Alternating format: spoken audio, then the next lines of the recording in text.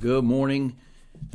Just wanted to take a moment or two today as we end the week and mention yesterday was the celebration of D-Day, the Normandy invasion, and Wednesday at church I mentioned a couple of statistics, and perhaps you heard it or didn't hear it, but I think it's worthwhile. Maybe if you have kids or grandkids, there's a lot of things on YouTube, short things that just kind of show.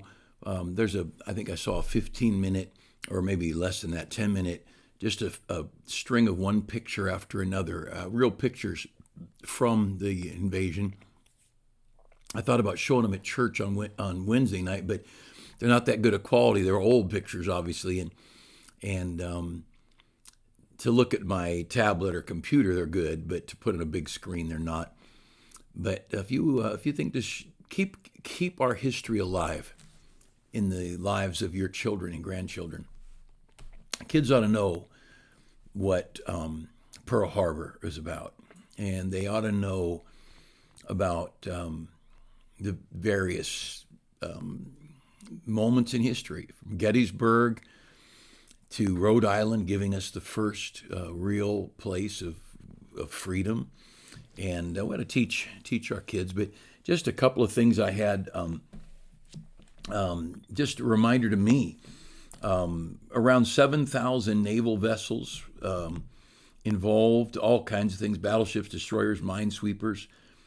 There were 150, again, roughly 150,000 ground troops on 5 different beaches. There's a lot of people. Actually, there were, those are the 150,000 that landed on those 5 beaches. There were 2 million people basically ready in England to go in with the invasion, not just there at the 5 beaches at Normandy, but to push Germany back. And how do you bring 2 million people into an area? What motels handle them, and how do you feed them? Just after midnight on June 6th, 18,000, or just a little over 18,000 paratroopers jumping out of the plane, midnight, just after midnight, 18,000. Can you imagine 18,000 paratroopers? I asked one of our men who was in the Air Force, I said, what is the average, or what would be the most, the paratroopers in a plane that carries people who parachute? I didn't know if they still parachute. I guess they do. And he said 75 would be a lot. So 50, 70, whatever, be high. And so how many planes would it take to get 18,000 paratroopers? This was a huge. Some of the pictures I've seen, reenactments and things, the number of planes coming into France, and that spread out, of course, and then the number of ships coming in at Normandy Beach is unbelievable. What went on that day, they called it Operation Overload. They just overloaded everything. But it cost 4,400 Allied troops their lives, 4,400 people in that day, or that day, couple days.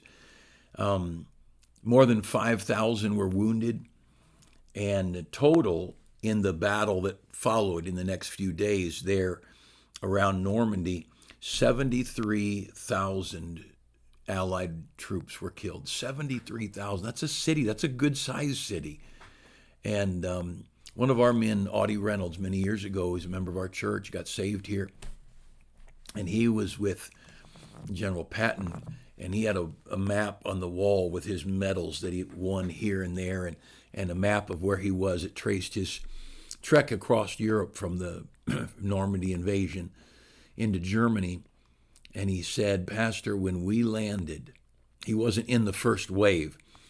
He said, by the time I got on the beach, he said, I could walk for a mile on the beach on the dead bodies and never touch the sand. That's how many people died in that landing.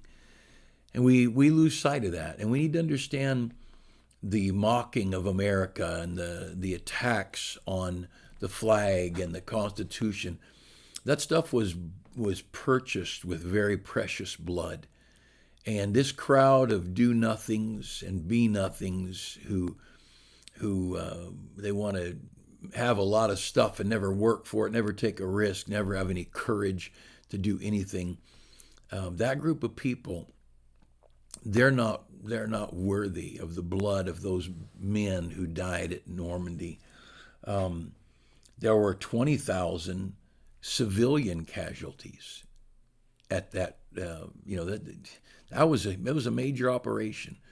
Parachuters coming in, people, amphibious landing going on.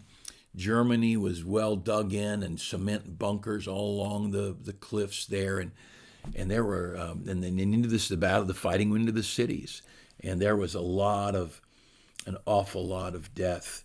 The 2 million that gathered together in Great Britain were from, and I didn't know all this, but I knew we had American, British, Canadian troops, but there were also troops in that 2 million from Australia, Belgium, Czech Republic, I guess, Dutch, French, Greek, New Zealand, Norwegian, Rhodesian, Polish, either on the ground or in the air.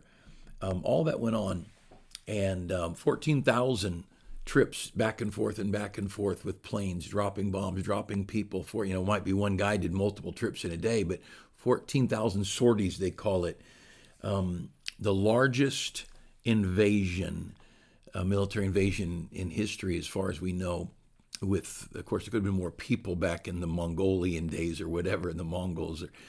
But as far as a mechanical one, planes, boats, jeeps, a lot of the guys getting off the boats. If you look at the old pictures, I just scrolled through lots of pictures online.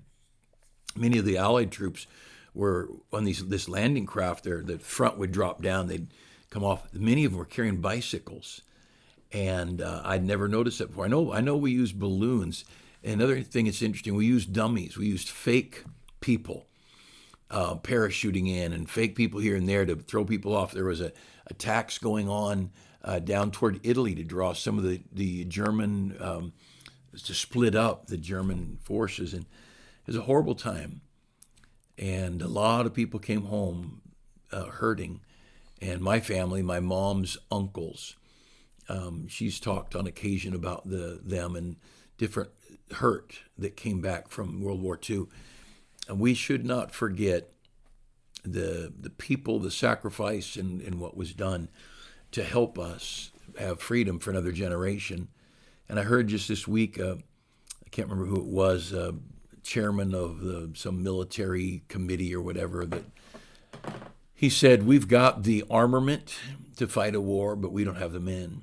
He said, we don't have the people with the courage and the willingness to fight.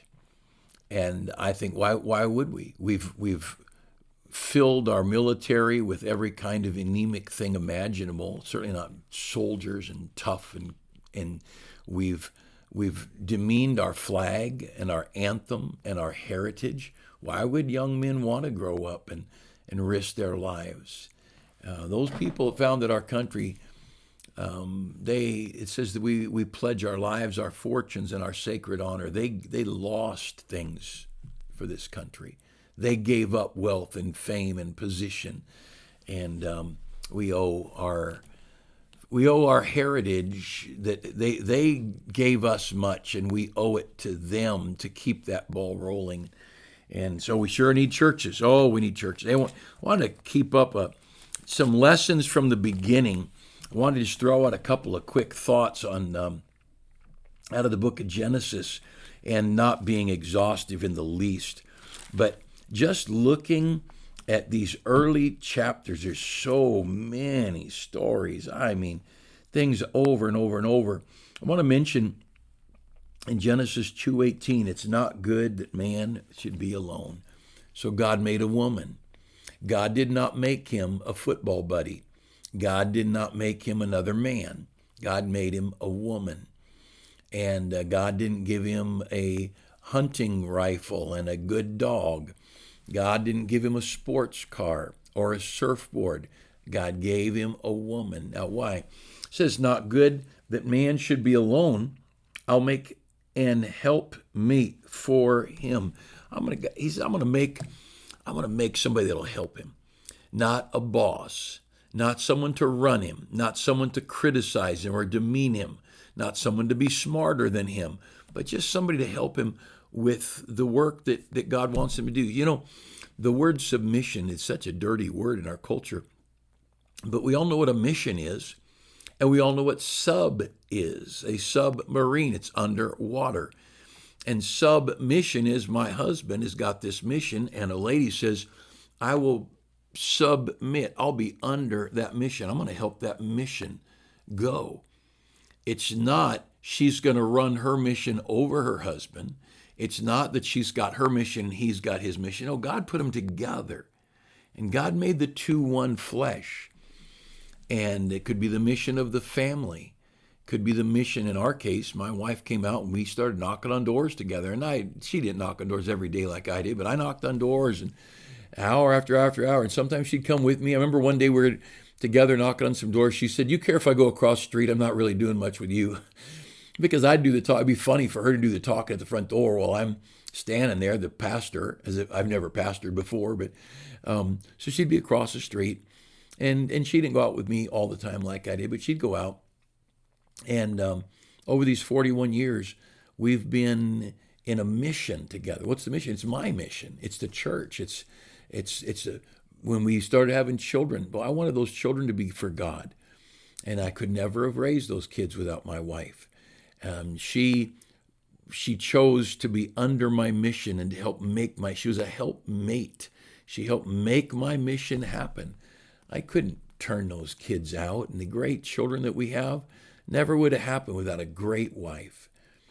And I watched my mom and my stepdad, and they had a great home. And one day I asked her, I don't know, they were married almost 40 years when he went to heaven, but I asked her if you were talking to some young ladies, because they had a good marriage. They were friends, and it was obvious they liked each other, and even after decades. And I said, what would you tell some young ladies about having a happy home? And what would you suggest? And she said, oh, that's easy. She said, make your husband's dreams your dreams.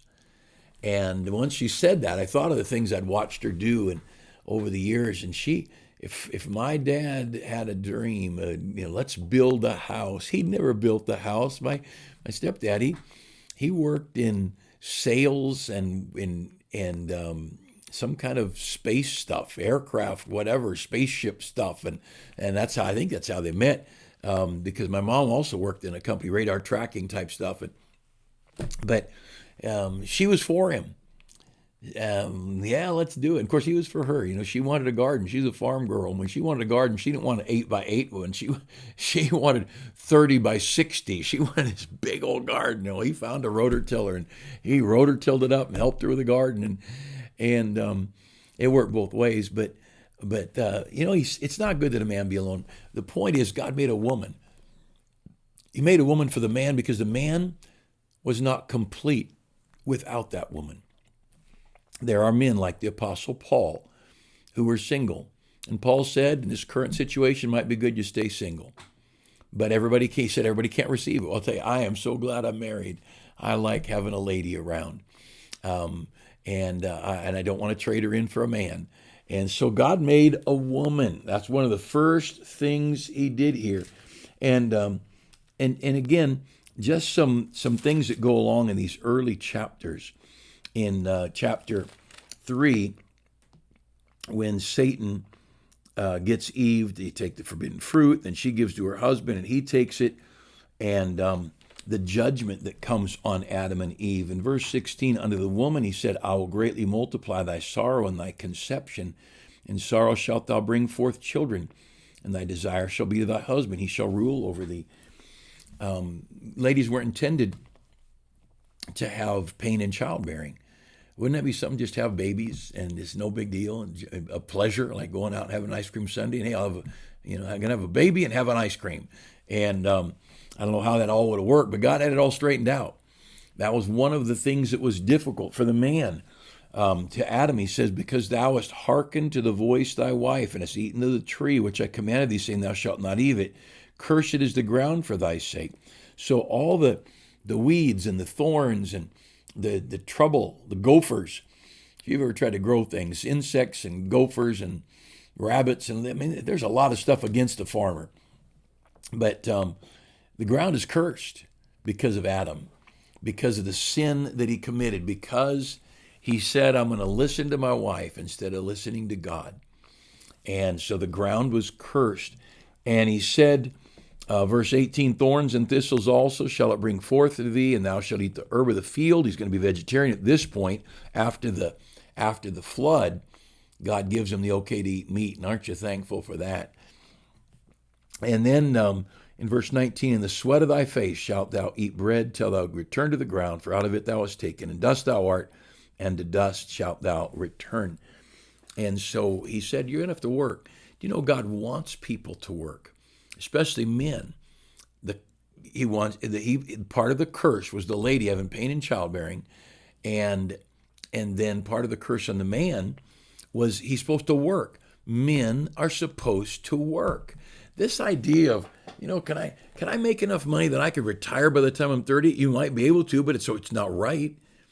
What a waste of your life to sit around for 20 or 30 years. You're healthy and strong, and to sit at the beach or drive your motorhome around the country or look at redwoods or sail a boat to Hawaii. That's not what God made us for. God made us for his glory. God made us to work. And there's something wrong with a man who doesn't work. Now, there's crippled people, and you get older, of course. I'm 67 at this point, and the other day I was doing something, and I just thought I'm exhausted, and it's halfway through the day, and I'm exhausted. I go take a nap, and our bodies give out. That's reality. But you ought not be strong and healthy and young and think, I wish I didn't have to go to work. You need to work, you sorry rascal. Over in Thessalonians, he says, if a man doesn't work, neither should he eat. God does not agree with feeding a healthy man who doesn't work. God says, let him go hungry. My wife's funny. She said, I'd feed my grandkids, but I won't feed a man that won't work. If my son or my son-in-law wouldn't work, he could starve to death. Now, I'd feed the grandkids. That's a grandma talking. But work is a good thing. Work's a part of this life. There was work before the garden, before the fall. God put Adam in the garden to keep the garden. There were no thorns. There was no curse on the ground for weeds or thorns. But there was work, but not like this is by the sweat of your brow. This is going to be hard work. And you're going to have to work hard. You're going to sweat. People, especially boys growing up, man, get your boys a job. Get them used to working and working hard. Young men, they need to work and work hard. I'm skipping down to just some lessons from the beginning, just some simple lessons. In chapter 4, we see Abel. In verse 3 of chapter 4, in the process of time it came to pass that Cain and Abel, brothers, they brought the fruit of the ground an offering to the Lord, vegetables. And Abel, he also brought of the firstlings of his flock and of the fat thereof. And the Lord had respect to Abel and to his offering, but to Cain and to his offering he had not respect. And Cain was very wroth, and his countenance fell. And you go down a little bit further to verse 8, and Cain talked with Abel his brother, and it came to pass when they were in the field that Cain rose up against Abel his brother and slew him. It's funny how people, they choose to not follow a path of right, and they get mad at those who choose to follow right. I don't care if you want to go be a bartender. I don't care if you want to go. I don't hate people. Somebody's a car thief. Somebody robs banks. I don't know any bank robbers or car thieves, but I'm not going around trying to destroy people. There's politicians who I think somebody needs to get out of office, but I don't have as my goal to destroy them. Those people have children and parents and kids and spouse, and those people, I wish they weren't as dumb as they are about our country and our heritage and all, but it's funny, when you stand for right, like Abel did, Abel brought a blood offering, and that's what was required. Cain brought a vegetable offering. God didn't want his vegetables. God wanted blood. And when God would not accept, Abel didn't pick on Cain, but when Abel was rejected by God, Abel got mad. When Cain was rejected by God, Cain got mad at Abel. It's funny, the people over the years that I've known who they chose to not follow what the Bible said, and they get mad at me, or they're mad at their parents, or mad at our church. I think, we're not mad at you. If you choose to not go to church, that's your choice. If you choose to go out and be a drunk, you want to now in California, go grow pot commercially. I don't know. I guess it's legal. Do whatever you want to do. We don't hate people who choose to go, you want to go be a Buddhist, a Muslim, a Hindu. That's what freedom's all about. But boy, do we have some people who get angry at their parents, or angry at me as the pastor, or angry at our church. And we're not mad at them. But there's some conviction when they know he did not accept them. You see, Cain said, I want to do it my way, and I want you to like me doing it my way. And God says, no, you'll do it my way, or I'm not going to be pleased with it. And so Cain, how do you get mad at God, right? How do you take it out on God? So Cain took it out on Abel, who did right. And there's a lot, you be careful when you start hearing criticism and slander of Christian people. A lot of times it's because they're doing as the Bible teaches, this person's not doing as the Bible teaches, and this person's angry that God is pleased with that person and not with them.